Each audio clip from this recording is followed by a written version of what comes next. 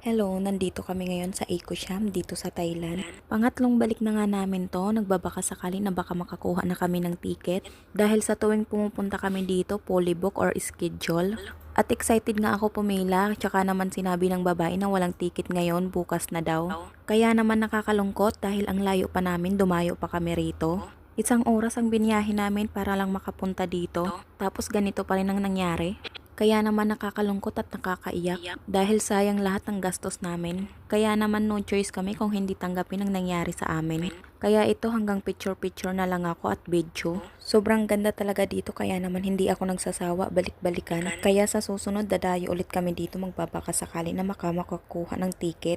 Kaya sa mga nagbabalak pumunta ng Thailand, ito ang unahin nyo bisitahin. Sobrang ganda talaga dito, hindi kayo magsisisi. Dahil sobrang maraming ang tao dito at iba-iba ang pinanggalingan. Baka malay nyo, dito pa kayo makahanap ng magiging jowa o magiging asawa. Hindi nyo akalain nandito pala ang dream boy nyo. At ito nga, bigla na lang sila ng fireworks ng tubig. Maraming ang nabasa dyan at natanggal ang makeup at isa na ako doon sa natanggal ang makeup.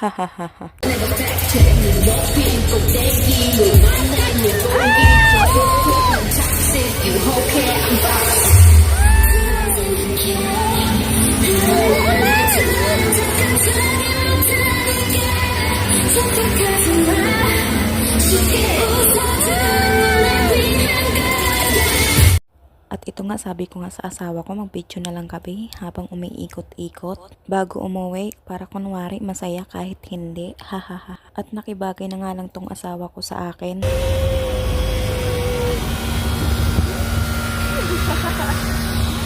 Ay, ikot siya.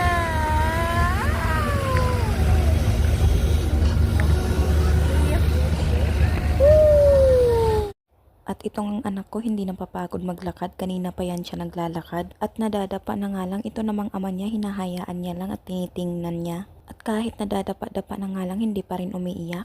Hindi ko alam kung nakainom ba ng alak yung anak ko o sinasadya niya lang magpadapa. Hahaha.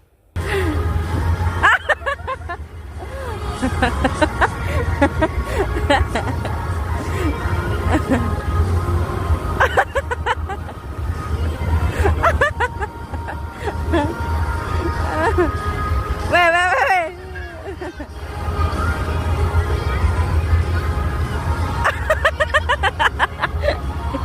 You are.